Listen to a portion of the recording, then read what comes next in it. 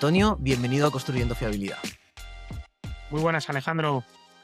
Encantado de estar aquí. Muchísimas gracias por estar con nosotros. Así que antes de empezar, para la gente que no te conozca y no te siga todavía en LinkedIn, explícanos un poco quién es Antonio Vallés. Pues sí, Alejandro.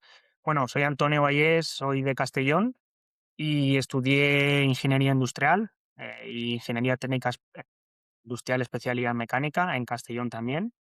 Y vengo desarrollando mi actividad en el sector, mayormente sector petroquímico, los últimos 15 años en el área de fiabilidad y mantenimiento, que es donde he podido yo desarrollarme profesionalmente. Y bueno, he pasado a través de diferentes etapas. Una parte de mi carrera he estado trabajando para el cliente final, la propiedad, y ahí he trabajado pues, en empresas químicas como V en Castellón y en Repsol en Tarragona. Y también luego he trabajado como contratista en empresas de servicio, mantenimiento predictivo y también en ingeniería, la parte de proyectos de ingeniería como especialista en equipos rotativos, que es mi especialidad core, por así decirlo, técnica, pero luego a lo largo de ese camino también he ido cogiendo cierta perspectiva a nivel de gestión, a nivel de gestión de fiabilidad, de mantenimiento y un poquito también hacia la parte de dirección, ¿no? Y esa visión un poco global, pues es un poco mi resumen de experiencia. Y bueno, decidí hace un par de años de dedicarme ahora a la parte de servicios y salir de la parte de propiedad, y un poco mi motivación es ayudar a clientes a emprender ese camino en cuanto a la fiabilidad con los diferentes productos que ofrecemos y, y un poco a ayudarles a ver, a empezar ese camino y a implementarlo, ¿no? Porque Sí. una cosa es los planes y cuál es un poco las iniciativas, cómo empiezan y luego cómo se desarrollan, cuáles son las restricciones y cuáles son los retos para la Sí, implementación y el éxito, ¿no? Y en eso claro. estamos, y la verdad es que muy motivado pues con todo, también todo lo que viene en cambios tecnológicos, que son palancas también para el cambio. Y bueno, pues ese es un poco resumen de mi trayectoria, Alejandro. Has comentado que llevas ya diferentes empresas en diferentes lugares, en diferentes roles, que eso me parece súper importante también porque has visto las mismas empresas en diferentes posiciones y has visto diferentes empresas, lo que te permite tener una perspectiva amplia. Si tuvieses que definir de una manera sencilla cuál es el estado de la fiabilidad real a día de hoy en España, como de la industria española, ¿cómo lo dirías? Vale, pues Alejandro, yo creo que lo que es la fiabilidad como tal, sí está en las plantas industriales españolas, como sobre todo en los gestores de mantenimiento y en los que tienen un gestor propio de mantenimiento, un gestor propio de fiabilidad, sí está en lo que es en, lo- en los, en el core de esas estrategias, ¿no? Lo que sí que es verdad es que la implementación como tal quizá es donde hay fallos y donde hay problemas, ¿no? ¿Por qué?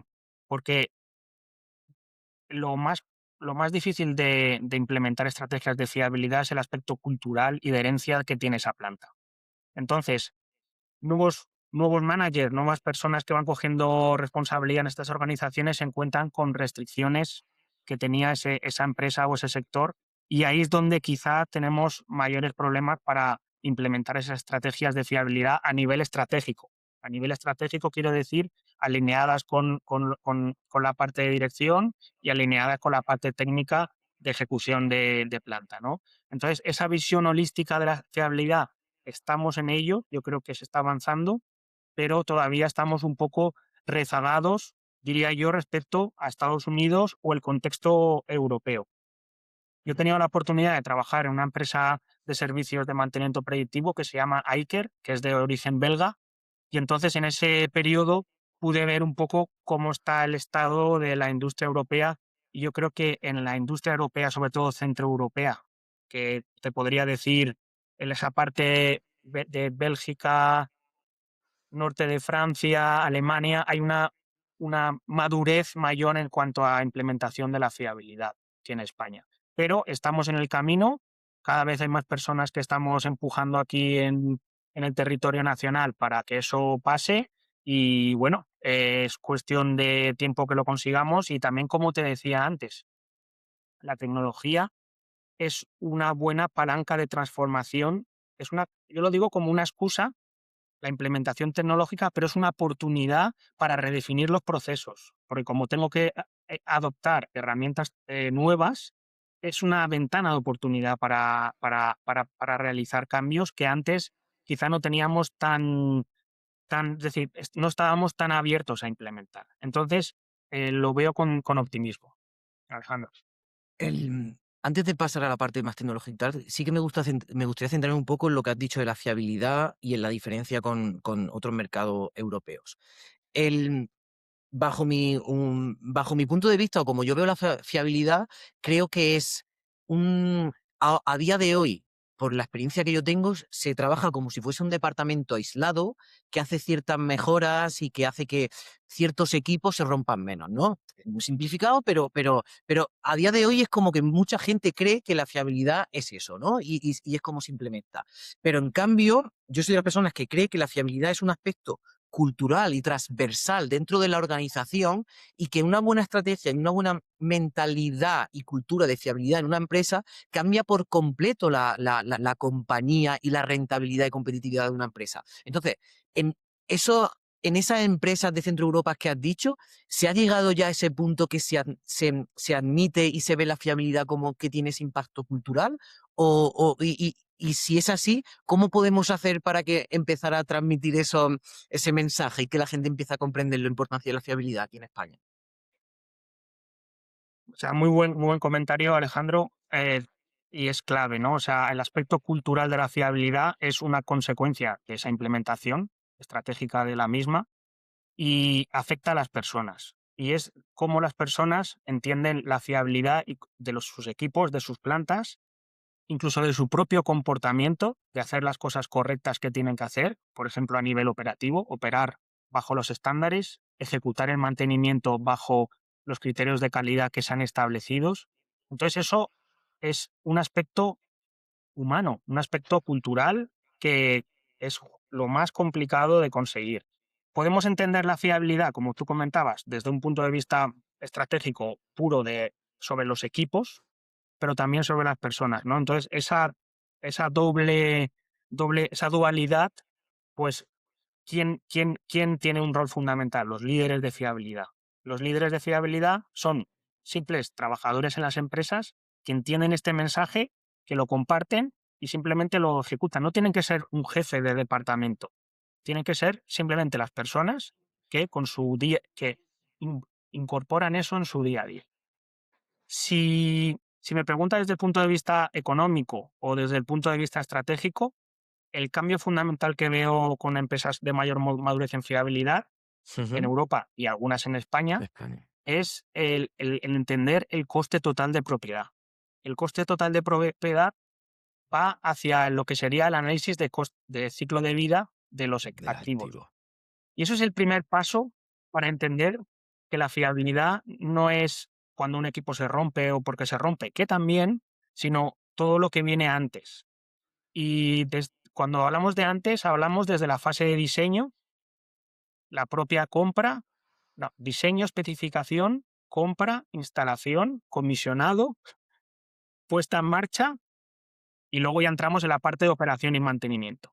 Entonces, cuando uno empieza a entender a nivel empresarial, pero a cualquier nivel, que eso tiene unas implicaciones brutales en cuál va a ser la fiabilidad inherente de la planta en operación, pues empieza a trabajar esa parte. ¿Y qué pasa? Que muchas veces nos encontramos que como tenemos ya plantas que llevan muchos años con un enfoque más reactivo, es muy difícil revertir eso, pero se puede y se tiene que hacer y ahí pues las personas tenemos otra vez que asumir ese liderazgo. ¿Cómo? Pues lo más importante es en este momento que tenemos una gran oportunidad con el tema de acceso a la información a través de Internet, la formación. La formación te va a permitir, por ejemplo, lo que he explicado yo de ese coste de propiedad y ese análisis del ciclo de vida de los activos, empezar a pensarlo, pensar eso y empezar a hacer un plan sobre esto, ese impacto, es gratuito. O sea, es simplemente dedicarle tiempo, que tiene un coste. Pero es algo que se puede hacer sin grandes inversiones. Es un tema más conceptual, cultural que tecnológico o de grandes recursos de software o de hardware o de cualquier tipo de herramienta que queramos implementar. Totalmente. Y hay un comentario que quiero añadir que siempre lo digo mucho, ¿no? A veces, muchas veces, me vale para cualquier cosa que quiera implementar o mejorar en tu empresa, pero hablando en concreto de la fiabilidad, a veces esperamos que vengan los directores de las compañías o los presidentes de las compañías diciendo: "No, ahora vamos a desarrollar una estrategia de fiabilidad, vamos a invertir miles de millones", y estoy en total desacuerdo, que eso es un camino, y no digo que no aceleraría y que es una opción, ¿vale? Pero igual que haces tú, igual que hago yo, igual que hace mucha gente, decir, no, tú en tu día a día, sin necesidad de que te lo ordenen, es decir, a lo mejor no puedes cambiar la compañía de la noche a la mañana, pero puedes empezar a trabajar con esta cultura, con esta mentalidad y empezar poquito a poquito a hacer esas pequeñas mejoras, formar a tu gente, formar a tu equipo, intentar divulgar dentro de tu empresa y empezar a ver cómo van notando esos cambios y cómo la gente va cambiando, ¿no? Y cómo se va cambiando la cultura. Al final tenemos que ser la gente que estamos dentro de la industria y que creemos y confiamos en un futuro industrial fuerte, debemos ser partícipes y tenemos que ser activos en esto, ¿no? Es responsabilidad también de todos los trabajadores que estamos dentro del sector industrial, no solo de la alta dirección, que este cambio suceda. Sí, Alejandro, 100%. Y te pongo un ejemplo, ¿vale? Por ejemplo, mantenimiento, cuando ejecuta el mantenimiento, ya sea mantenimiento mecánico, instrumentación o eléctrico, los ejecutores, lo que son los oficiales, a lo mejor cuando hablan de o ven oír hablar de fiabilidad, lo ven muy lejos, como tú dices. ¿Y qué puedo hacer yo para contribuir a la fiabilidad? Pues fíjate qué enfoques tan diferentes puede haber en ejecución, ¿vale? Ujú. Imaginemos que un técnico un mecánico, un oficial, va a intervenir en un equipo. Entonces, en el flujo de trabajo de esa orden de trabajo, ¿vale? Lo puede enfocar de una forma muy orientada a la fiabilidad o muy orientada a la propia ejecución sin tener en cuenta la fiabilidad. Y, por ejemplo, si va a ejecutar en cuanto a la fiabilidad, aquí es muy importante y enfocar, decir, ostras, cuando me van a entregar el equipo, ya estar pensando en cómo ha fallado ese equipo. O intentar ver las posibles causas. Es como cuando un detective va a un escenario de un crimen y entonces lo que quiere es nada más llegar, no toquéis nada porque quiero ver cuál es la escena del crimen. Pues lo primero de todo, el oficial llega a planta y ve el equipo y lo que quiere es tomar todos los datos posibles porque eso le va a poder ayudar, a lo mejor no a él, pero a lo mejor a personas que están más en la parte de técnicos, ingenieros, que luego pueden estudiar eso para ver cuáles han sido las causas. Luego, en el desmontaje del equipo, en el momento de desmontarlo y desensamblarlo, también se va a ir encontrando cosas que le pueden indicar cuál ha sido el modo de fallo, el mecanismo de fallo. Entonces, al desmontar, prestar atención, hacer fotos, documentar. Y todo eso es un enfoque hacia la fiabilidad, que en ese momento no tiene mucho retorno para el que ejecuta, que además tendrá presión en acabar cuanto antes mejor. Pero si su jefe o su supervisor entiende que eso tiene un beneficio en la organización en otras partes y todo el mundo está alineado en eso, van a invertir ese tiempo para que tenga el retorno después, ¿vale? Luego, hacer un parte de ejecución donde se indique, pues, qué repuestos se han cambiado, qué es lo que todo lo que se ha ido viendo, intentar plasmarlo en un documento que cuanto más estructurado esté, puede ser escrito a mano o intentar plasmarlo en el GMA o en el CMMS, de una forma que también vayas construyendo una base de datos de cómo fallan tus equipos. Entonces, todo eso tiene una implicación muy fuerte en lo que puede aportar uno a la organización. Y por último, cuando yo estoy reparando, pienso, ¿reparo cómo estaba antes el equipo diseñado?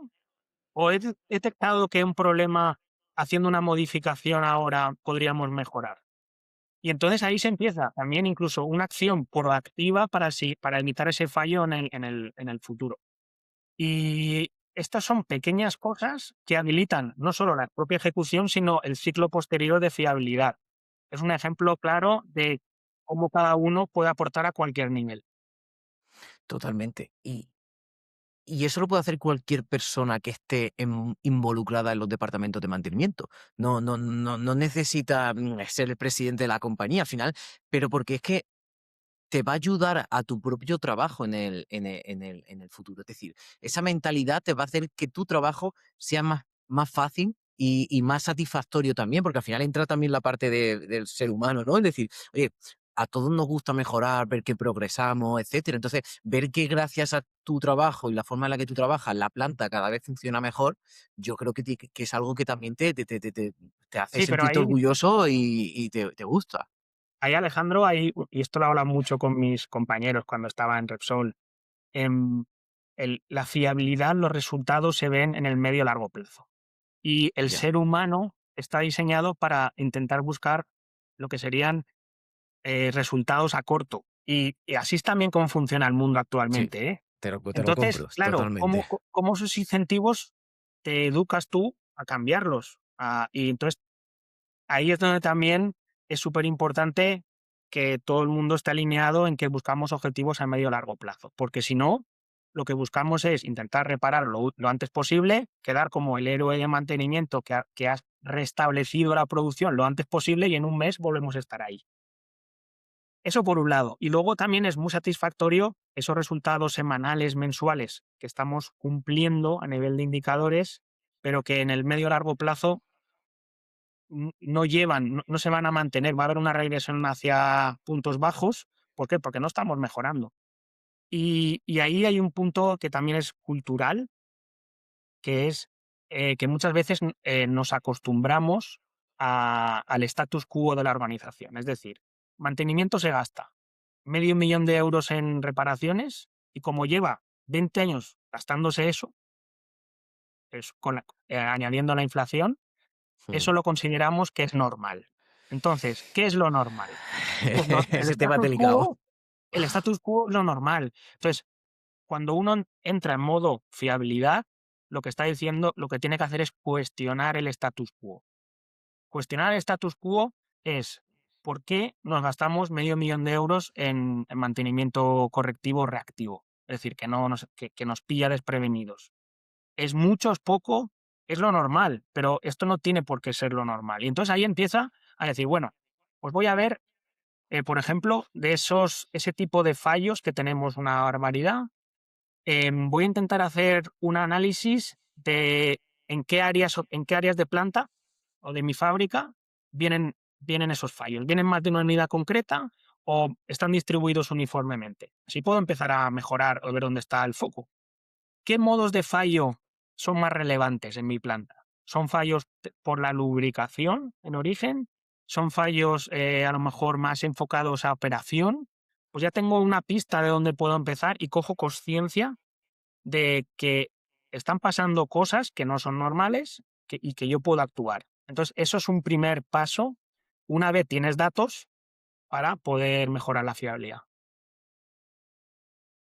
¿Crees que esta pregunta no la tenía preparada, pero crees que ahí en ese punto tú has trabajado como empresa de servicio auxiliares, las empresas que dan servicio o incluso que venden productos a la industria juegan un papel relevante y podrían empezar también a ayudar y cambiar, salir del te vendo esto o te reparo esto al, oye, me comprometo contigo, me comprometo con la fiabilidad de la planta y voy un pasito más allá, ¿no? Creo que también hay muchas empresas que podrían dar un poquito más de lo que hacen y colaborar en ese aspecto también que dan los servicios. No, no, estoy 100% de acuerdo. Y eso también es uno de los contrastes que yo veo entre la industria europea y la española.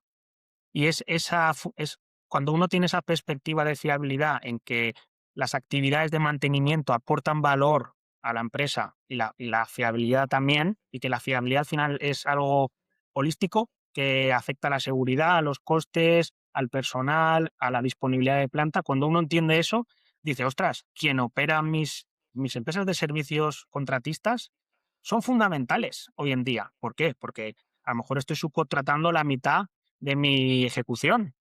Entonces, ¿cómo no voy a cuidar eso? Entonces, allí lo que yo vi fue una capacidad en la dirección de formar partnerships con los proveedores. Y en unos partnerships muy honestos, a veces digamos que compartiendo riesgos con quizá algunos bonus malus en cuanto a resultados, no solo en el cumplimiento de la ejecución, sino los resultados que me dan la planta. Ujú, ujú. Un poquito pensado más a medio largo plazo, porque en un año o dos y yendo a precio con un contratista es muy difícil que te aporte valor. Entonces, respondiendo a tu pregunta, Alejandro, sí, es súper importante que trabajemos eso, que tengamos partners que nos aporten valor y que estemos dispuestos a pagar un poco más, comprendiendo ese valor, para que luego me retorne. Y eso es fundamental. Sí, totalmente. En una de mis teorías que voy, o conclusiones que voy sacando, yo soy un gran defensor de los servicios locales y de las empresas locales que dan soporte a estos hubs industriales, clústeres industriales, como lo queramos llamar, ¿no? Si nos vamos, por ejemplo, a Tarragona, como has dicho, a Castellón, Huelva, donde tengamos ese hub industrial. Para mí, las empresas que están alrededor de ese clúster industrial deben de acompañar a a la industria general, y deben trabajar también bajo ese medio y largo plazo, con esa mentalidad, no solo por el incentivo a corto, que me parece súper bueno en que lo piensen así, sino también por la supervivencia de su propio negocio. Al final, estamos compitiendo, hay que entender que estamos compitiendo en un mercado hiperglobal, competitivo, donde cada vez los precios van más ajustados, donde cada vez las empresas tienen que ser más productivas, y las empresas locales deben de entrar en el juego también, especializarse y ayudar a que la industria sea más competitiva para poder mantener el chiringuito, como diríamos, ¿no? Es decir, es que depende de todos los que estamos metidos en esto de que esto funcione o no. Todos tenemos nuestra parte de responsabilidad. 100%, y cada uno tiene su área de expertise. Yo creo que las empresas de producción, su área de expertise es esa producción de ese producto que hacen, y luego tienen que encontrar partners que les aporten en las áreas especialistas, que a veces a la empresa propietaria le puede interesar desarrollar esa área de expertise que antes estaba externalizando porque ve que tiene un retorno muy alto en su negocio. Perfecto, incluso adelante. Pero hoy en día la externalización que hay y las propuestas que hay son muy buenas, y yo creo que está volviendo ha habido un momento en que se ha un poco deslocalizado esos servicios y se ha intentado, sobre todo es un tema de incentivos, Alejandro. O sea, Mm. compras tiene un Siempre es un incentivo, tema de incentivo. eso es. Compras tiene sus incentivos, que es reducir esos costes de suministro y de contratos, compras y contratos, y mantenimiento, eso lo intenta defender la parte de valor, pero a veces pues no puede, o no se esfuerza lo suficiente en hacer unas especificaciones de compra y suministro que permitan marcar los mínimos o lo que ellos están pensando, pasarlo a un documento. Que eso es algo que también he visto que habría que hacer un esfuerzo. Si nosotros somos gestores de fiabilidad y mantenimiento, queremos obtener un servicio, lo tenemos que ser capaces de plasmar en un documento. Marcar unos mínimos, unos indicadores, y eso luego se traslada a compras y servicios, y ellos van a poder cumplir eso. Si no lo especificamos bien, que es difícil, no digo que no sea que sea fácil, ellos van a ir a mínimos, porque es su trabajo. Entonces, tenemos que tener cuidado con eso, y cada vez yo pongo en valor más la ejecución, porque fíjate que con la tecnología y la digitalización, ahí hay una automatización muy alta de tareas administrativas y de gestión, pero la ejecución de campo ahora es más importante que nunca, y es el primer, la base de la fiabilidad. Es decir, si nosotros queremos implementar tecnología y estrategias de Industria 4 o 5.0, como no tengamos bien asentado la parte de ejecución, eso no va a funcionar, o me servirá para detectar y ver cosas del desastre que estoy haciendo en planta. Entonces, subir de peldaño en cuanto a tecnología no implica desatender lo que es la ejecución de campo. Y esa parte, la empresa contratista de servicios, es fundamental. Sí, totalmente. Ya cerrando ese tema, ya como último mensaje diré que, como bien has remarcado lo que has dicho antes, de que hay que pagarlo. Si queremos empresas que trabajen por la fiabilidad, empresas de servicios que se comprometan con la industria, tenemos que entenderlo. No significa que vayamos al más caro y que paguemos de más como industria, pero que sí que sepamos valorarlo y hacer esas especificaciones, y que veamos la diferencia tanto en producto como en servicio, que no todo es lo mismo, y que, y que, y 100%. que y que un producto que parece igual puede no ser igual, el efecto que puede tener en la planta es muy grande y una empresa de servicios que te cobra cierta cuota en un contrato no tiene nada que ver con otra y el efecto que tiene es muy grande. Entonces yo creo que es la industria, los proveedores tienen que ponerse las pilas y mejorar, pero la industria tiene que valorarlo porque si no, no va a pasar. 100% de acuerdo, Alejandro. Vale, pues vamos a dar un salto a hablar un poquito de tecnología. Vale, vamos a hacer primero una revisión general bajo tu perspectiva y tu experiencia con fiabilidad. ¿Qué tecnologías crees que están empezando a tener impacto y van a tener impacto en los próximos años?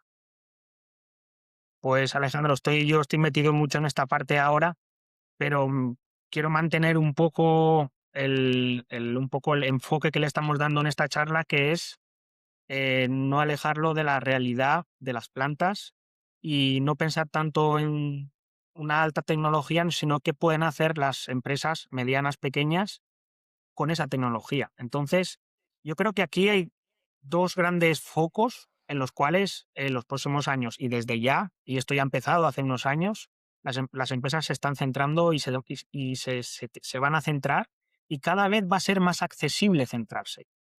Entonces, Ujú. un punto es la generación de datos de planta. Entonces, la sensorización es un aspecto fundamental en cuanto a la tecnología, porque esos datos que vamos a generar nos van a aportar valor, ¿vale? En el futuro.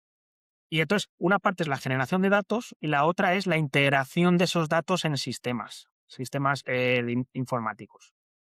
Y cómo eso me va a permitir extraer valor de los datos, trabajar con esos datos que me van a dar información, conocimiento y me van a ayudar a tomar mejores decisiones. Entonces, eso es el ciclo virtuoso del dato y no es más complicado que eso. Lo complicado aquí es saber qué datos necesito, cómo adquirirlos, cómo integrarlos con mis sistemas y qué sistemas necesito para que eso le pueda yo sacar provecho, ¿no?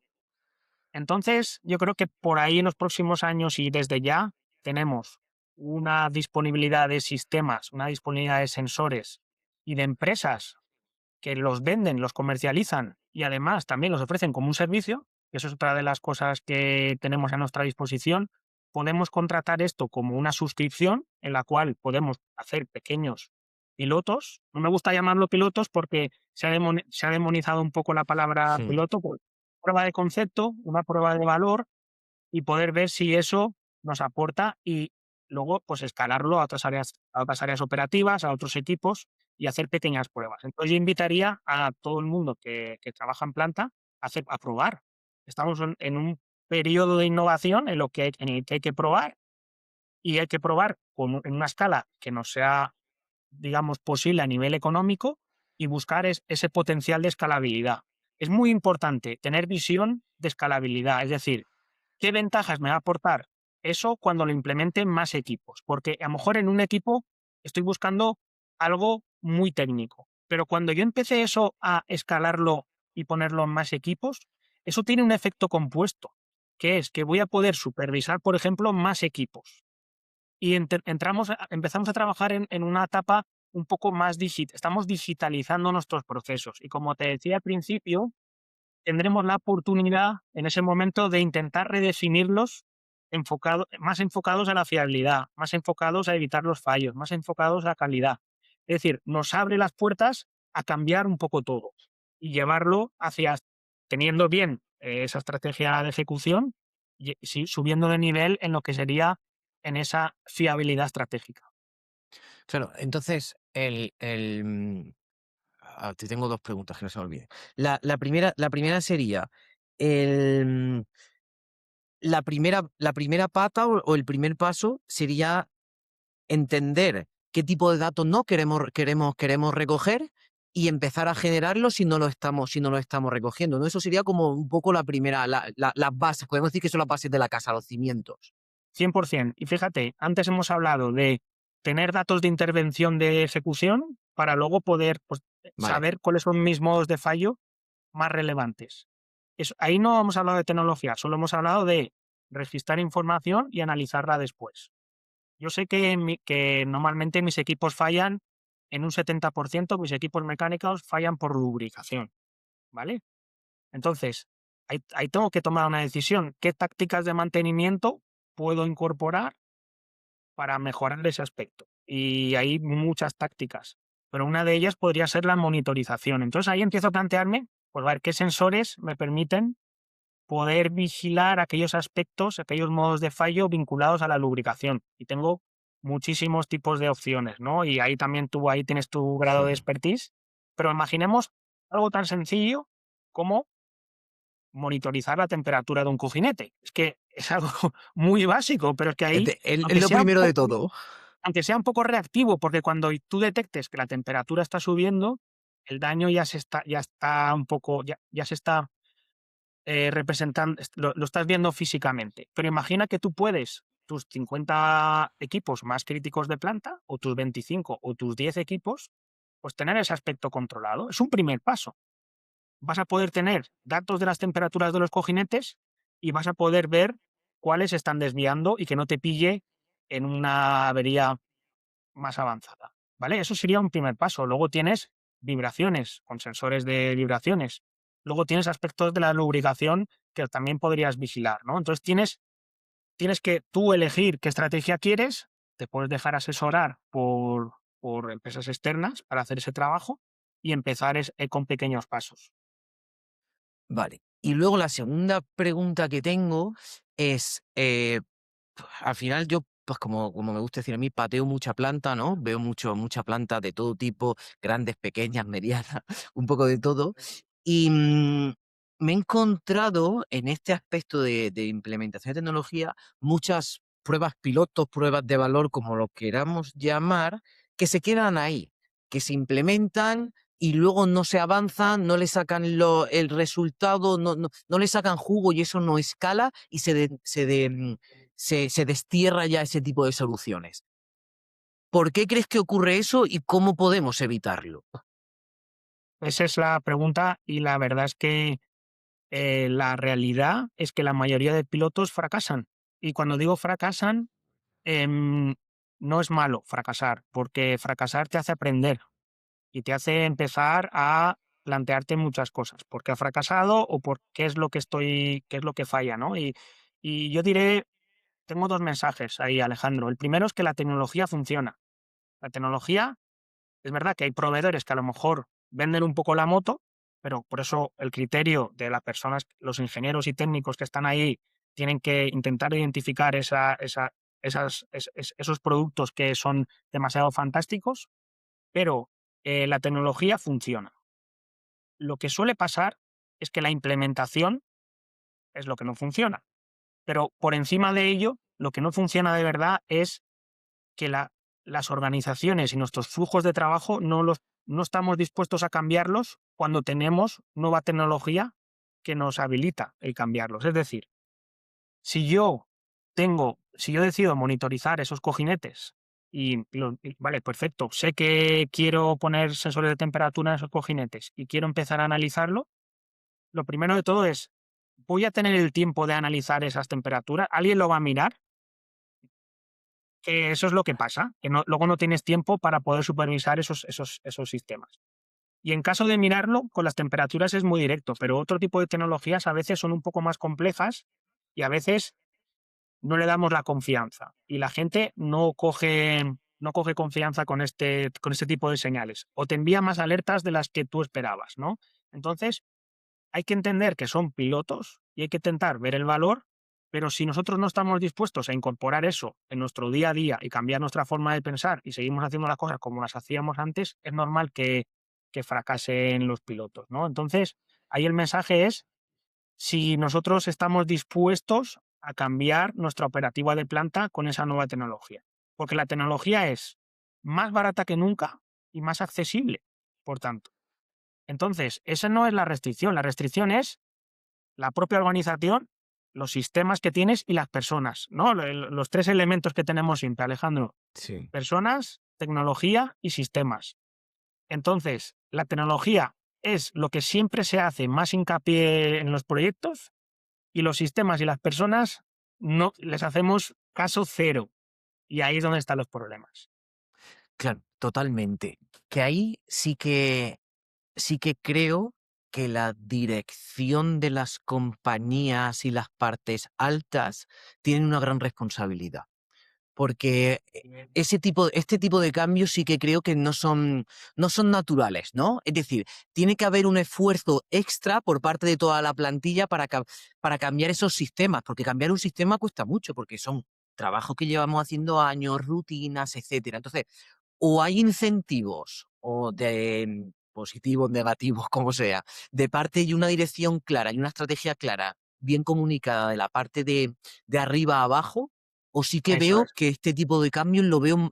Mira que digo que lo que hemos hablado antes del el pequeño cambio de fiabilidad abajo, lo veo viable y que cada uno cambie su manera de trabajar. Sin embargo, esta parte de más de digitalización y de implementación de tecnología sí que no, si no va de arriba abajo, la veo muy difícil. Exactamente. Ese es el punto, Alejandro.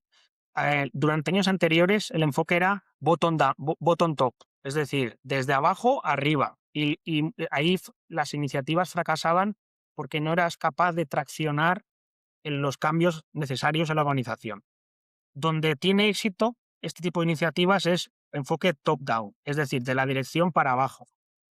Y que la parte, digamos, middle management a Mm. lo que sería la parte de los departamentos más funcionales, que estén alineados también, ¿vale? Pero si la dirección no cree, es muy complicado. Entonces, aquí es donde estas estrategias de digitalización del mantenimiento y de fiabilidad, de transformación digital de estas áreas, confluyen con la transformación digital de la propia empresa. Entonces, si la empresa quiere empezar un camino de transformación digital, es el momento perfecto para que nosotros, en nuestra área de mantenimiento y fiabilidad, aprovechemos esa ola para cambiar también nuestros procesos. Se tienen que dar esos dos enfoques. Y entonces, que se den en el tiempo es complicado. Lo que yo veo es que empresas, por ejemplo, más grandes, que tienen una junta de accionistas y tienen una dirección, ya ahí sí que se habla y empieza a haber una presión para esa transformación digital porque van a buscar eficiencias en su organización y entonces ahí tenemos una oportunidad. Empresas más pequeñas, que a lo mejor sean propietario de una persona o una serie de personas que es un círculo más limitado, es más complicado. Tienen que hacer una apuesta muy fuerte, por eso tienen que ver la necesidad y ahí nosotros podemos intentar influir, pero es complicado. Entonces, si nosotros identificamos esa oportunidad de que la empresa se quiere transformar digitalmente, aprovechémosla y unámonos a esa ola en cuanto a iniciativas de transformación digital en fiabilidad y mantenimiento. Vale, vale, qué interesante esto, nunca me lo había planteado así. Claro, o sea que nuestra oportunidad para en la parte de fiabilidad y mantenimiento tiene que ir ligada siempre a la transformación digital de la empresa. Digamos que desde nuestro departamento nunca vamos a tener la fuerza suficiente, perdón, como para dar ese cambio, ¿no? Como que si la empresa no se ha unido a la ola, vamos a tener que luchar contra gigantes. Va a ser muy complicado, ¿no? Se puede. Yo he visto grandes líderes de fiabilidad de empresas que conozco que hacen esa labor, que su labor principal es entender el lenguaje ejecutivo y Mm. transformar todas las bondades de esas estrategias al lenguaje suyo, que ellos no entienden. Los consejeros y los directores Ya. de empresas no entienden muy bien de mantenimiento y fiabilidad. Somos un mal necesario, ¿vale? Entonces, Somos un ellos están muy gasto, bien. para ellos somos un gasto. Entonces, cambiar de centro de costes a un área de valor, esa transformación del mensaje es brutal. Y ahí se puede hacer un trabajo y para eso se requiere, lo que yo antes decía, formación. Hay un montón de información en Internet, cursos, libros. Tenemos todo a nuestro acceso para intentar trabajar ese mensaje y es fundamental. Yo hace unos años, Alejandro, hice el máster de Ingeniería de Mantenimiento de TÜV, que es el antiguo máster de ATISAE. Y en ese máster, la primera clase era cómo explicarle a tu director de planta tu plan de mantenimiento que querías implementar. Y entonces él hacía como director y te rechazaba todas tus propuestas en plan que no entendía, que por qué, qué beneficios iba a tener. Y entonces eso era un ejercicio muy bueno para empezar para estresarte un poco e intentar ver que tenías que practicar ese mensaje, ¿no? Entonces, las personas que quieren ejercer liderazgo en fiabilidad y mantenimiento tienen que trabajar en un enfoque hacia la dirección y en un enfoque hacia la planta y a las personas que están trabajando en planta. Y esa dualidad es compleja, pero también es muy bonita. Esta pregunta es un poco difícil, pero se me acaba de ocurrir ahora. El, ¿qué, qué se tardaría, algún caso que tengas en mente que hayas hecho? ¿Cuánto se tarda en rentabilizar o en recuperar? ¿Cuándo se hace rentable un proyecto de estos de digitalización de, por ejemplo, no sé, 20 activos críticos, 30 activos?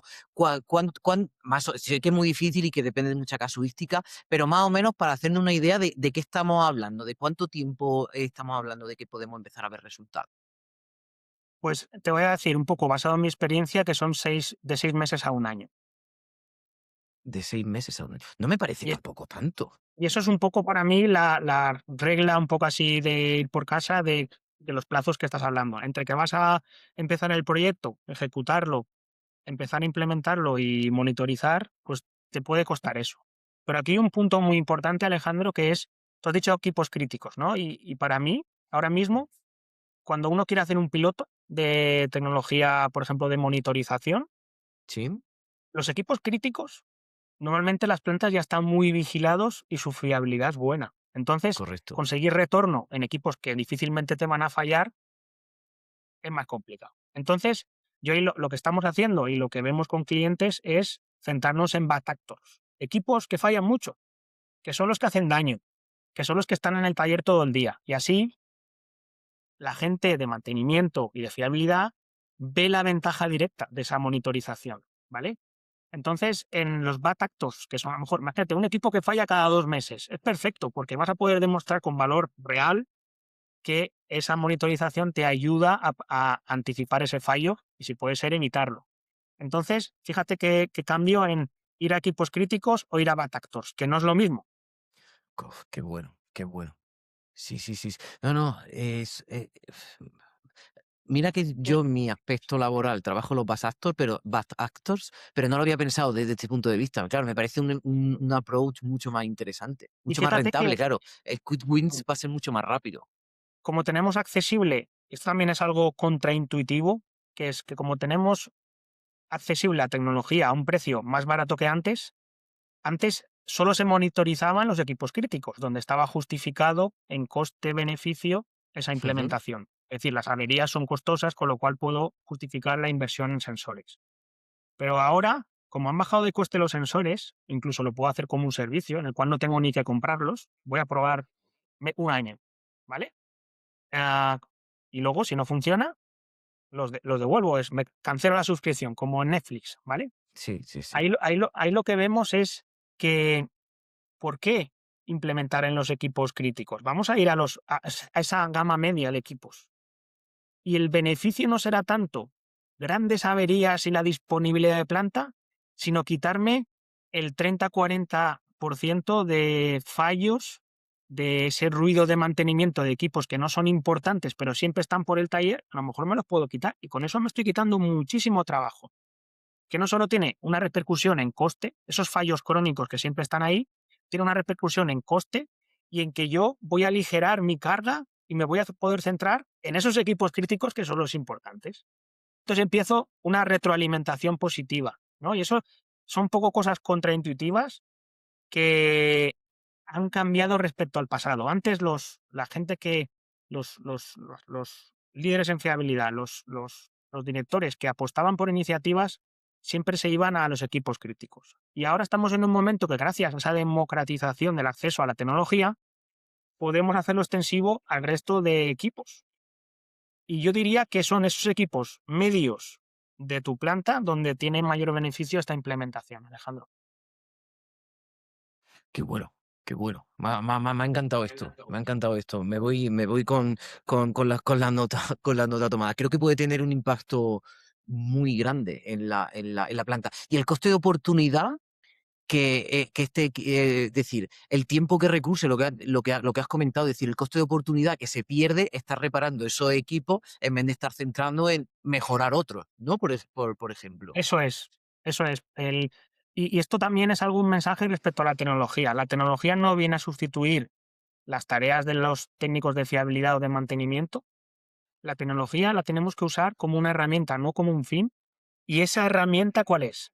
Delegar las cosas que hace mejor y encima que para nosotros son un lastre. Es decir, si la tecnología es captación de datos, en vez de tener a 10 personas en planta dando vueltas y tomando valores de planta, es decir, midiendo vibraciones, haciendo las rondas de chequeo de rutinas de los valores de indicadores, tal, las puedo tener trabajando o enfocado en aquellos fallos que me hacen más daño y no haciendo rutinas por planta donde no se aporta, no es que no se aporte valor, porque se aporta mucho, pero yo puedo optimizar esos recursos para que estén dedicados a algo que aporta más valor. Es decir, colección de datos para mí no aporta valor y un principio de supervisión de análisis lo puede también hacer también la tecnología y lo hace mucho mejor. El Big Data, la tecnología lo gestiona mucho mejor. El reconocimiento de patrones avanzados lo hace mucho mejor. Nosotros no podemos analizar toda esa información.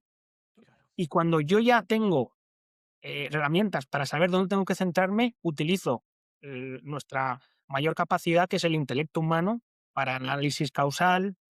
No buscar que la tecnología haga ese análisis causal, lo quiero hacer yo, porque yo conozco mi organización, conozco los elementos que hay aguas arriba, aguas abajo, mi contexto operacional. Eso déjaselo a las personas y ahí es donde tenemos que sacar el valor de ellas. Qué bueno. Para ir cerrando ya, Antonio, ¿eres optimista respecto al cambio en esta área en los próximos años? Soy 200% optimista, Alejandro.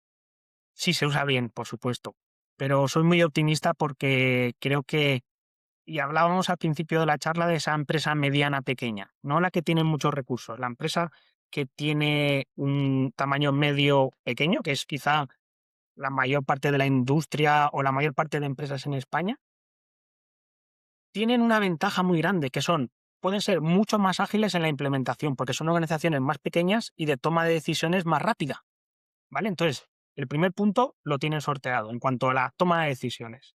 Y el segundo es accesibilidad a la tecnología a un precio más reducido que antes, con lo cual su salto, a lo mejor de una planta reactiva a una planta instrumentalizada, más orientada a la industria 4.0, es súper directo. No tienen que hacer todo el recorrido que han hecho las grandes de los últimos 40 años de ir peldaño a peldaño. Pueden ir directamente siempre y cuando no se descuide la ejecución de planta. Importantísimo, ¿eh? Y ahí estarás conmigo, Alejandro, los pilares siempre tienen que estar presentes. Si vamos a la transformación digital y descuidamos la lubricación, la ejecución, la limpieza, la inspección, no va a funcionar la tecnología. Sí, totalmente, totalmente. Eso no hemos profundizado en eso, lo hemos dado por hecho, pero antes de llegar a este punto hay que pasar por ahí. Es decir, las Sí, bases de la planta en cuanto al mantenimiento y la fiabilidad tienen que estar puestas, porque si no, no puedes correr antes de andar. Tienes que tener claro que hay un proceso y hay un progreso por el cual tienes que pasar. 100%. Y recalcando el mensaje, ¿eh? Las empresas grandes quizá ya tienen, por ejemplo, un mantenimiento predictivo hecho manualmente. Entonces, al sensorizar, el cambio no es tan grande. Pero una empresa que no tenga un programa de mantenimiento predictivo y que sensorice directamente, va a tener una ventaja brutal. ¿Por qué? ¿Cuál es la diferencia entre el mantenimiento predictivo manual al digital, al que se hace con sensores? Que tiene señal en continuo. La colección manual se hace a lo mejor una vez al mes, una vez cada 3 meses, tomas un dato de vibraciones, una medida, mejor dicho, con muchos datos, ¿no? Pero ahora vas a tener valores en continuo. Eso te da un acceso a información de tu proceso productivo, de tus máquinas a tiempo real, que son herramientas que las grandes empresas hace años hubieran soñado con ellas y que ahora son accesibles para las pequeñas. ¿Por qué? Porque no tienen que, tampoco hay que gastarse tanto dinero. Hay tanta opción de empresas, startups, ciertas empresas que están ya utilizando inteligencia artificial generativa que ayuda mucho al proceso de adopción. ¿Por qué? Porque lo pone muy fácil, ¿eh? Las herramientas de IA generativa están ahí para ponerlo lo más fácil, pero no para resolvernos los problemas, ¿eh? Son herramientas que nos ayudan a que nosotros nos enfoquemos en los problemas y los podamos resolver. Claro, claro. Siempre son un medio, nunca son un fin. Que eso hay Eso que es. tenerlo claro. Eso es muy importante, Alejandro. La tecnología es un medio y cuando se confunde con ser un fin, tenemos un problema, porque cuando no, nunca vamos a llegar a un estándar máximo de excelencia en tecnología, ni es el propósito. Yo tengo que ajustar mi estrategia a mi negocio. Eso también es muy importante. Pero tengo herramientas que son muy interesantes, en las cuales solo hace falta tener un sentido común y unas bases. Y por eso yo invito a que la gente se forme. La formación hoy en día está accesible y en este sentido es fundamental. Pues yo creo que podemos cerrar con este mensaje. No sé si quieres terminar diciendo algún mensaje para todas estas personas que te estén escuchando, dónde te pueden encontrar, un mensaje de cómo, si tú les puedes ayudar en este progreso. Es decir, véndete un poco ahora, Antonio, para cerrar. Sí, no, a ver, no, a ver, yo hago este tipo de charlas porque me gusta mucho a personas como tú, Alejandro, que te lo comentaba antes, off the record, antes de empezar, ¿no? Que no estamos solos, las personas que estamos en este mundo de la fiabilidad y mantenimiento. Yo trabajo en Aspentech, ¿no? Que es una empresa de tecnología que vendemos software para este tipo de soluciones y nos pueden encontrar en Internet, ¿vale?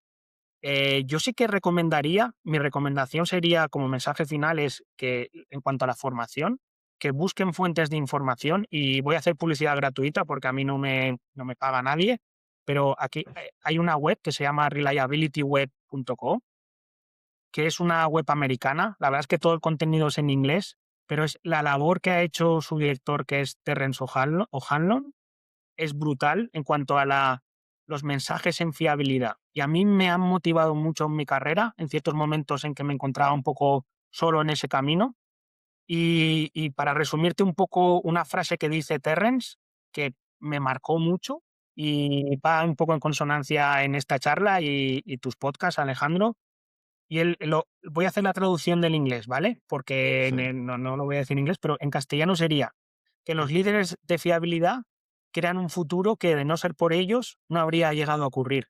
Es decir, la fiabilidad nos da la opción de crear un futuro para nuestras plantas, una realidad futura que es la que queremos y es la que queremos construir. Y esa vocación de cambio y de mejora es súper motivadora, ¿no? Entonces yo invito a ver su web, a seguir contenido, pues por ejemplo, que tú también predicas en redes, yo también tengo mi newsletter y he disfrutado mucho haciéndola, así que bueno, ese es un poco el mensaje, ¿no? En la fiabilidad como palanca de cambio, de motivación para como profesionales para todos nosotros.